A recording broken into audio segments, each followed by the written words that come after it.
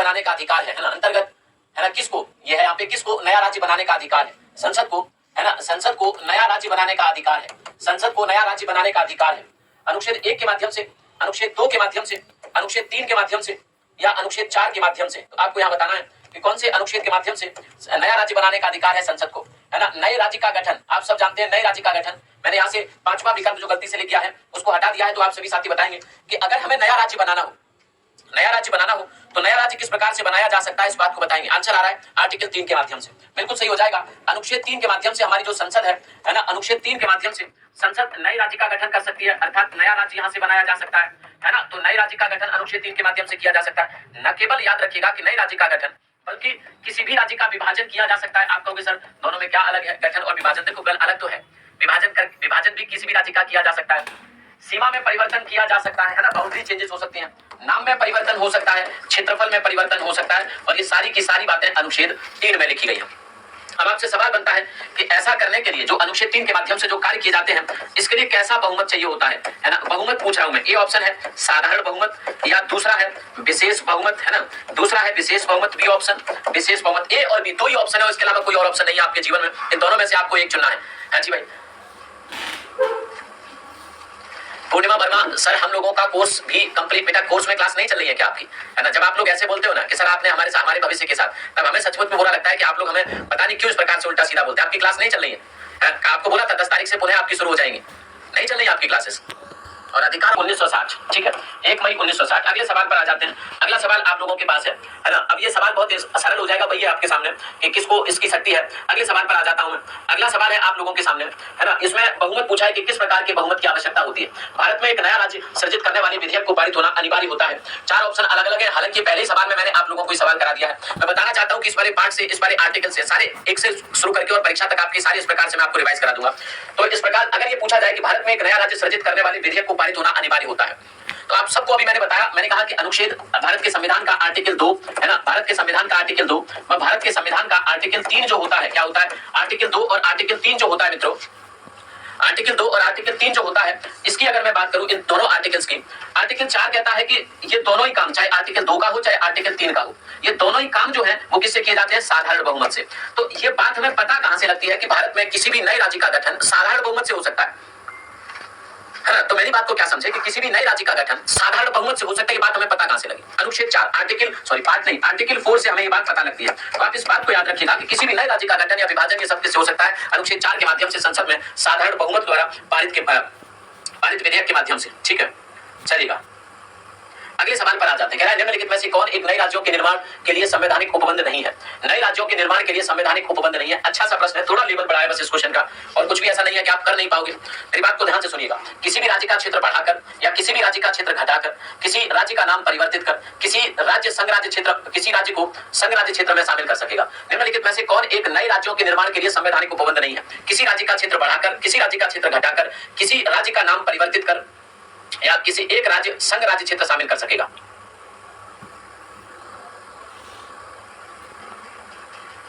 इसमें थोड़ा सा ना मुझे गड़बड़ लग रहा है इसकी भाषा में पढ़ने में। देखो ध्यान से समझ, कौन एक नए राज्यों के निर्माण से संबंधित संवैधानिक प्रावधान नहीं है। आप सब जानते हैं नए राज्यों के निर्माण से संबंधित प्रावधान, है ना, आर्टिकल 1, आर्टिकल 2, आर्टिकल 3, आर्टिकल 4, ये भाग 1 है 4 आर्टिकल का।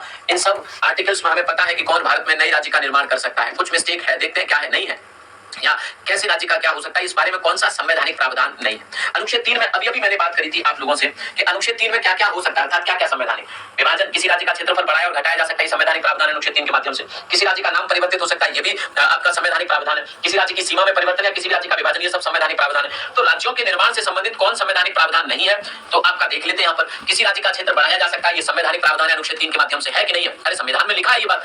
आगे है किसी राज्य का क्षेत्र घटाया जा सकता है संविधान के अनुच्छेद 3 के माध्यम से, ये भी राज्यों के निर्माण से संबंधित फैक्ट है कि नहीं है, संवैधानिक फैक्ट है।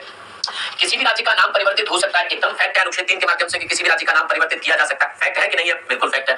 तो ये तीनों तो संवैधानिक है, ये तीनों तो कॉन्स्टिट्यूशनल प्रोविजन है, संविधान में इनका वर्णन है अनुच्छेद 3 में, तो ये संवैधानिक प्रावधान हुए राज्य के निर्माण से संबंधित। परंतु चौथा अर्थात डी क्या कह रहा है कि एक राज्य संघ राज्य क्षेत्र शामिल कर सकता है, अर्थात कोई भी भारत का राज्य क्या भारत के अंदर संघ राज्य क्षेत्र शामिल कर सकेगा? किसी भी राज्य के पास ये शक्ति नहीं होती कि भारत के बाहर की कोई जमीन भारत में मिला दे या भारत के किसी स्टेट को वो यूनियन टेरिटरी घोषित कर दे, संघ राज्य क्षेत्र घोषित कर दे। राज्य के पास ये शक्ति नहीं होती, तो क्या हो जाएगा? संसद संघ राज्य क्षेत्र शामिल कर सकते हैं। संसद कर सकता है, कोई स्टेट नहीं कर सकता इस काम को। संघ राज्य क्षेत्र को भारत में मिलाना हो या किसी भी राज्य को केंद्र शासित या संघ राज्य क्षेत्र घोषित करना हो या फिर नए राज्य का निर्माण करना हो, ये संसद कर सकती है, राज्य नहीं कर सकता, स्टेट ये नहीं कर सकता। यही तो बता रहा था आपको पहले भी, राज्य के पास ये अधिकार नहीं है। तो आपका डी यहाँ पर सही आंसर हो जाएगा। डी आपका क्या हो जाएगा यहाँ पर? एग्जैक्ट आंसर हो जाएगा। मित्रों इस बात को आप लोग समझिए, डी आपका क्या हो जाएगा यहाँ पर? सही जवाब हो जाएगा। आप सभी साथी समझ के आंसरों के जवाब, क्वेश्चंस के जवाब देंगे। बढ़िया सा आपका एक सवाल पूछा गया और आपने उसका जवाब दिया भी एकदम। 1 नवंबर 1956 को कितने राज्य तथा कितने संघ राज्य क्षेत्र बनाए थे? राज्य पुनर्गठन आयोग के माध्यम से, है ना। उसके बाद ध्यान, क्वेश्चन की संरचना पूरी समझिए, क्वेश्चन कंप्लीट नहीं है लेकिन ऐसा ही आपके पेपर में आ रहा है। राज्य पुनर्गठन आयोग ने 1 नवंबर 1956 को, अब देखो 1 नवंबर 1956 को आयोग ने तो नहीं किया था ये काम तो संसद ने किया था, लेकिन सिफारिश किसकी थी? राज्य पुनर्गठन आयोग की। तो क्या कहते हैं इसको? कहते हैं हम लोग भारत में 7वां संविधान संशोधन 1956 1956 ये हुआ था 1 नवंबर 1956 को। और मित्रों इसी के आधार पर 1 नवंबर 1956 को ही कितने राज्य तथा कितने संघ राज्य बनाए गए? आप सब जानते हैं कि भारत में 14 राज्य बने और 6 संघ राज्य बने। 1 नवंबर 1956 को कुछ विद्यार्थी कह रहे हैं 8 संघ, 8 संघ नहीं थे। संघ राज्य क्षेत्रों की संख्या उस समय 6 थी 1 नवंबर 1956 को, और राज्यों की संख्या उस समय 14 थी। एक सवाल यहीं से पूछा गया था पीसीएस में कि 1 नवंबर 1956 को, है ना, 1 नवंबर 1956 को बनने वाले 14 राज्यों में से कौन एक नहीं था, है ना। इनमें से जो 14 राज्य बने थे उनमें से कौन एक नहीं था? और ऑप्शन थे उसके आंध्र प्रदेश, आप लोग बताएंगे इनमें से कौन एक नहीं था। ऑप्शन थे उसके आंध्र प्रदेश, ऑप्शन थे उसके हिमाचल, ऑप्शन थे उसके हिमाचल, 14 राज्यों में से कौन एक नहीं था। ऑप्शन था उसका आपका मैसूर या कर्नाटक कह लीजिए आप लोग, ऑप्शन था उसका केरल। तो इनमें से कौन एक नहीं था? ये सवाल आपका पूछा जा चुका है पीसीएस में। क्या पूछा गया था कि 1 नवंबर 1956 को बनने वाले 14 राज्यों में से कौन एक नहीं था? अब आप बताइए आंध्र प्रदेश, मैसूर, हिमाचल और केरल में से कौन एक राज्य उस समय 14 राज्यों में नहीं था। तो अब आपको राज्यों के बारे में पता होना चाहिए कि कौन सा राज्य कब बना है, तभी यहाँ से आप एक क्वेश्चन तो श्योर होता है। अब आपको पता है कि क्वेश्चन आएगा ही आएगा, तो अपना नंबर क्यों खराब करना, क्यों आपको याद नहीं करने होते यहाँ पे? तो फिर तो आपको पहले याद कर लेना चाहिए जब आपको पता है कि एक क्वेश्चन यहाँ से आएगा, चाहे राज्य का नाम पूछे, राज्य की सन पूछे, आर्टिकल पूछे, भाग पूछे, यहाँ से सवाल आएगा। गठन कब हुआ ये पूछ लेगा, कौन से राज्य से उसका विभाजन हुआ ये पूछ लेगा। मधु का आ रहा है केरल था सर, तो केरल तो नहीं था बेटा, क्योंकि केरल तो 1956 में बन गया था, 14 राज्यों में शामिल है केरल। तो केरल तो इन 14 राज्यों में शामिल है। आपको 14 राज्य शायद नहीं पता होंगे, फिर केरल तो इन 14 राज्यों में शामिल है। आंध्र प्रदेश कह रही बेटा कि आंध्र प्रदेश था, तो आंध्र प्रदेश भी 1 अक्टूबर 1953 को बन गया था, तो आंध्र प्रदेश तो 1953 को बन गया। हम बात कर रहे हैं 1 नवंबर 1956 की। तो ज्यादातर विद्यार्थियों का जवाब आया सर हिमाचल प्रदेश। एकदम सही बात है, हिमाचल प्रदेश 1971 में बना, 1971 में। इसका मतलब है कि 1956 में फिर नहीं होगा, है ना। अगर किसी का जन्म 2002 में हुआ है तो 2000 में वो नहीं पैदा हुआ होगा, तो वैसे ही इसका जन्म 1971 में हुआ है तो 1956 में तो ये नहीं होगा फिर, है ना। किसी और राज्य का हिस्सा रहा होगा उस समय, तो रहा होगा कि नहीं रहा होगा। तो आंसर होना चाहिए था हिमाचल। बहुत सारे साथियों ने गलत कर दिया था, और ये बहुत छोटा क्वेश्चन है, बहुत छोटा सवाल है, बहुत मुश्किल नहीं है। पीसीएस में तो इससे मुश्किल सवाल हो सकते हैं, लेकिन आप गलत कर रहे हैं, ये गड़बड़ है ना। तो आपको 14 राज्यों के नाम पता होना चाहिए जो 14 राज्य उस समय बने थे। तो आप सबको बता देता हूं, आंध्र प्रदेश, गलती मत करना, आंध्र पुदुचेरी हो, पुदुचेरी तो आज भी केंद्र शासित प्रदेश है, गोवा हो आपका, चाहे आपका हिमाचल हो, चाहे आपका हरियाणा हो, चाहे आपका अरुणाचल प्रदेश हो, चाहे आपका मणिपुर हो, चाहे आपका मेघालय हो, चाहे आपका छत्तीसगढ़, झारखंड, उत्तराखंड हो, है ना, चाहे आपका नागालैंड हो, ये सब बाद में बने हुए राज्य है ना। तो इस बात को आप लोग याद रखिएगा, आपका बाद में बने दमन दीप खंबात की खाड़ी में एक टापू है। आगे दमन और दीप को भारतीय संविधान के 56वें संशोधन द्वारा गोवा से अलग किया गया था। आगे है दादरा और नगर हवेली बस 1954 तक फ्रांसीसी औपनिवेशिक शासन के अंतर्गत थे। तो इसमें से आपका क्या हो जाएगा गलत? तो बता दीजिए भैया। मित्रों आप सभी साथी बता दीजिए मुझे क्या आपका आंसर यहाँ पर हो जाएगा। हाँ जी भाई, क्या आपका आंसर यहाँ पर हो जाएगा? हाँ, यूपी, बिहार, एमपी, जम्मू कश्मीर 7 में पूरा राज्य बनाए। तो गोवा की अगर हम लोग बात करें तो गोवा 1961 तक पुर्तगाल के पास था। 1961 में हमने पुर्तगाल से प्राप्त किया। 1961 में पुर्तगाल से प्राप्त करके गोवा को हमने यूनियन टेरिटरी बना दिया, केंद्र शासित प्रदेश बना दिया, केंद्र शासित प्रदेश हमने बना दिया। और बाद में 1987 एकदम सही बात है, गोवा भारत का 25वां पूर्ण राज्य बना। गोवा भारत का क्या बना? 25वां पूर्ण राज्य। तो एकदम सही आपका। दीप खंबात की खाड़ी, हाँ, इसके किनारे पर ही गुजरात और मध्य महाराष्ट्र के बॉर्डर पे पड़ता है। दमन और दीप को भारतीय संविधान के 56वें संशोधन द्वारा गोवा से अलग किया। मैं आपको बताता हूँ दमन की कहानी। दमन जो आपका है ये हमने 1961 में गोवा और दमन दोनों ही हमने पुर्तगाल से प्राप्त किए थे, है ना, पुर्तगाल से प्राप्त किए, और दोनों को ही हमने एक साथ मिलाकर केंद्र शासित प्रदेश बना दिया था। 1987 तक ये एक साथ रहे। 1987 में 1987 में भारत के संविधान में 56वां संशोधन हुआ, और 56वां संशोधन के बाद गोवा भारत का पूर्ण राज्य बन गया। बचा हुआ दमन और दीप, क्योंकि भौगोलिक रूप से एक दूसरे से काफी दूर है। जैसे अगर महाराष्ट्र की बात करोगे तो गोवा यहाँ पड़ेगा आपका और दमन दीप यहाँ पड़ेगा, तो पूरा महाराष्ट्र पार हो जाएगा। भौगोलिक रूप से एक दूसरे से बहुत दूर है, एक साथ मिलाकर राज्य नहीं बना सकते थे। उसमें तमाम दिक्कत आ सकती थी कि भाई यहाँ की टेरिटरी और यहाँ की टेरिटरी को एक राज्य कहा जाएगा, गलत हो सकता था भौगोलिक रूप से। तो हमने दमनदीप को यहाँ पर केंद्र शासित प्रदेश ही रखा है। तो ये सही बात है, 56वें संशोधन द्वारा ये गोवा से अलग हुआ, ये सही बात है आपका। आगे दादरा और नगर हवेली वर्ष 1954 तक फ्रांसीसी औपनिवेशिक शासन के अंतर्गत रहे। अब इस पर बात आपकी अटक जाती है यहाँ पर, तो आप लोग मुझे बता देंगे कि क्या आपका यहाँ पर सही हो जाएगा। चलिए बताइए।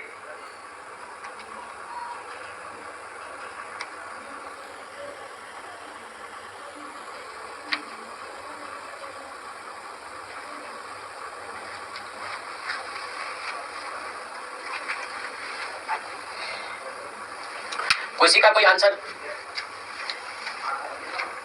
पुर्तगाली, अच्छा अब तो बता दिया, डी हो जाएगा, कोई है नहीं तो भी डी नहीं आंसर बताए।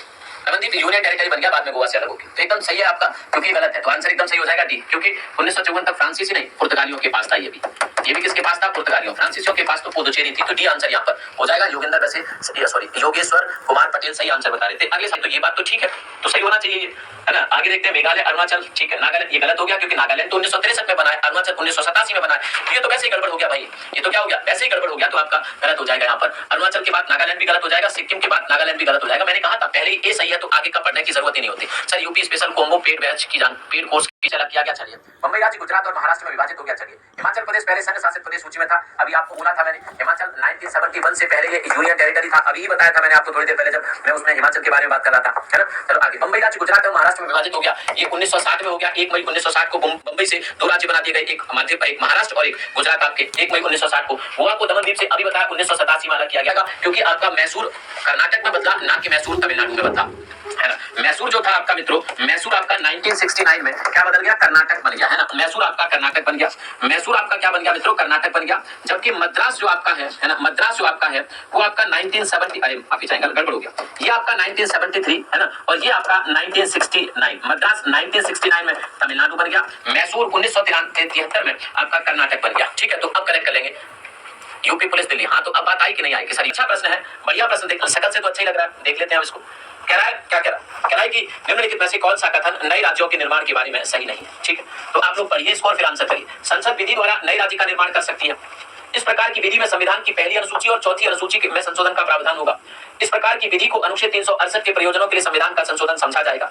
इस प्रयोजन के लिए विधेयक संसद में तब तक पुनर्स्थापित नहीं किया जा सकता जब तक इसे उस राज्य के विधानमंडल को निर्दिष्ट नहीं कर दिया गया है जिसके क्षेत्र सीमाओं या नाम पर इसका प्रभाव पड़ता है। तो आप लोग बता दीजिए इसमें कौन सा एक सही नहीं है, कौन सा इसमें एक सही नहीं है। हमारे सभी साथी आंसर करेंगे और कल से आप लोग और कमर कस लीजिए थोड़ी और ज्यादा मेहनत करने के लिए। आगे, इस प्रकार की विधि में संविधान की पहली अनुसूची में संशोधन होगा, क्योंकि पहली अनुसूची में ही तो राज्यों के नाम लिखे हैं, तो जब नया राज्य भारत में ऐड होगा तो पहली अनुसूची में नया राज्य ऐड होगा, साफ बात है, पहली अनुसूची में संशोधन होगा। चौथी अनुसूची में इसलिए होगा क्योंकि चौथी अनुसूची में राज्यसभा की सीटें हैं, तो भारत के जिन जिन राज्यों में विधानसभाएं होती है वहां राज्यसभा की सीटें तो होंगी, तो चौथी अनुसूची में एक नया राज्य जुड़ जाएगा कि भैया इस राज्य में इतनी राज्यसभा की सीटें, तो एकदम ये भी सही हो गया, बिल्कुल हो गया। आगे, इस प्रकार की विधि को अनुच्छेद 368 के प्रयोजनों के लिए संविधान का संशोधन समझा जाएगा। इस प्रकार की विधि के लिए क्या समझाया जाएगा बेटा? 368 के लिए बिल्कुल गलत हो जाएगा, क्योंकि आर्टिकल 4 क्या कहता है कि संविधान संशोधन की आवश्यकता नहीं है, और 368 क्या कहता है? संविधान संशोधन। तो आर्टिकल 4 क्या कहता है? ये काम तो साधारण बहुमत से हो सकता है, इसके लिए संविधान में संशोधन की आवश्यकता नहीं है। नए राज्य निर्माण करना है, ऐसा कुछ करना है तो बिल्कुल नहीं, ठीक है, बिल्कुल नहीं। नए राज्य के निर्माण से संबंधित तो ये 368 है ही नहीं। 368 और नए राज्य के निर्माण का एकदम विवाद है, आपस में झगड़ा है। 368 का इस्तेमाल नहीं करना पड़ता जब भी नया राज्य बनाना होगा, ठीक है, चलेगा। आपका आंसर क्या हो जाएगा मित्र? आपका आंसर हो जाएगा यहाँ पर सी, गलत है क्योंकि, और गलत है इसीलिए आंसर है क्योंकि सही नहीं है, ये पूछा था। अगले क्वेश्चन पर आ जाते हैं हम लोग। अगला क्वेश्चन आप लोगों के सामने है, कह रहा है कि अच्छा, अगला सवाल आपके सामने है, कह रहा है कि निम्नलिखित में से कौन सा 42वें संविधान संशोधन के माध्यम से जोड़ा गया? इनमें से कौन सा ऐसा है जो 42वें संविधान संशोधन के माध्यम से बाद में जुड़ा है? तो फटाफट से बता दीजिए मित्रों, फिर उसके बाद हम लोग आपसे सवाल पूछ रहे हैं, आगे बढ़ेंगे अगले क्वेश्चन पे। अगले क्वेश्चन पर आएंगे, लेकिन तभी आप जब आप बता दोगे सर इस प्रश्न को खोज रहा था, मतलब इस प्रश्न को खोज रहा था मैं, मुझे समझ नहीं आया योगेश्वर भैया क्या कह रहे हैं आप सब जानते हैं भारत की प्रस्तावना में एक बार संशोधन हुआ 42वें संविधान संशोधन के माध्यम से, तब इसमें धर्मनिरपेक्ष या पंथ निरपेक्ष कह सकते हैं, सेक्युलर शब्द, क्योंकि इंग्लिश में है तो सेक्युलर शब्द जोड़ा गया, और सेक्युलर के साथ साथ सोशलिस्ट मतलब समाजवाद शब्द जोड़ा गया। तो आपके दो ऑप्शन हो जाएंगे यहाँ पर, समाजवाद, सेक्युलर, और एक शब्द जोड़ा गया अखंडता, है ना। तो आपका अखंडता, धर्मनिरपेक्ष और समाजवाद ये आपके बाद में, ये पहले से ही थे, है ना, ये बाकी के जो थे वो पहले से ही थे, तो सी आंसर आपका यहाँ पर एकदम से करेक्ट हो जाएगा। इस बात को आप लोग याद रखेंगे। अब आपका अगला सवाल है ना, अगला सवाल है संविधान में हमारे राष्ट्र का नाम कौन से अनुच्छेद में है ना, संविधान में हमारे देश का नाम कौन से अनुच्छेद में, सॉरी कौन से अनुच्छेद पूछा, किस किस नाम की चर्चा है संविधान के माध्यम से हमारे देश में, किस किस, हाँ जी क्या हुआ?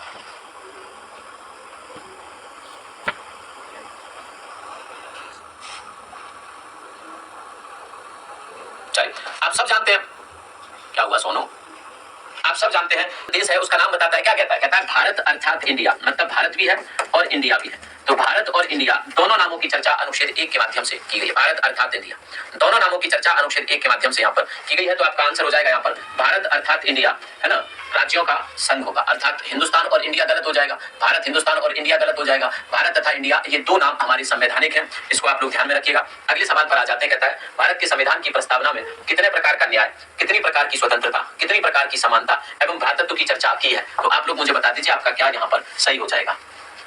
हाँ बताइए क्या सही हो जाएगा।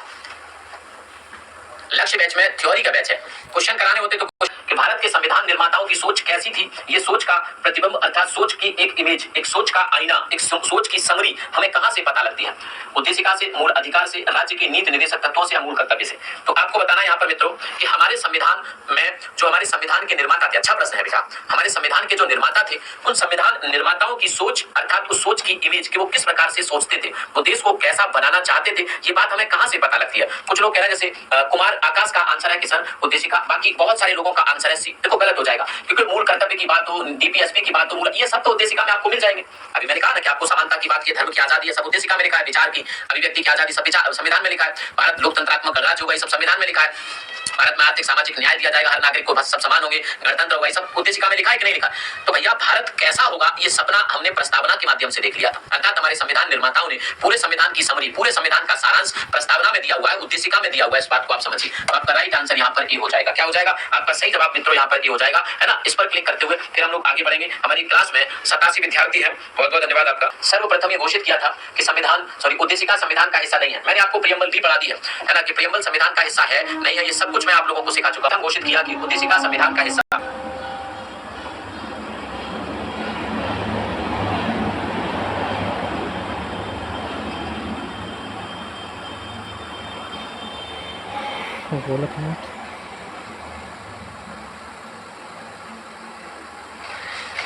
तो 1960 का मामला था बेरुबाड़ी, है ना, आप सब जानते हैं 1960 का बेरुबाड़ी मामला था। बेरुबाड़ी था जमीन समझौते से संबंधित, पाकिस्तान के साथ जो पूर्वी पाकिस्तान का हिस्सा था उसके साथ भूमि समझौता था।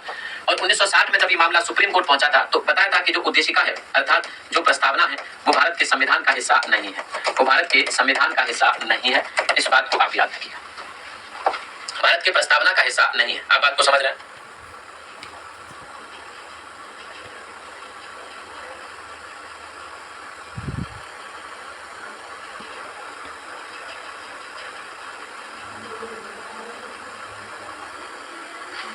चलिए तो आपका क्या बेरुबाड़ी संघ के मामले में, ठीक है। चलिए आगे आ जाते हैं। अगला सवाल, अगला है इनमें से कौन भारतीय संविधान की प्रस्तावना में, आप सब जानते हैं तो धार्मिक न्याय हो जाएगा, आसान सवाल है, 3 प्रकार के न्याय अभी समझाए थे, है ना। अब अगला सवाल है, कह रहा है संविधान की प्रस्तावना के बारे में कौन सा कथन सही है। क्या पूछा है, संविधान की प्रस्तावना के बारे में कौन सा कथन सही है। समाजवादी धर्मनिरपेक्ष शब्द 1950 के लागू संविधान के अंग नहीं थे, एकदम सही बात है। ये कहां थे पहले बताओ मुझे।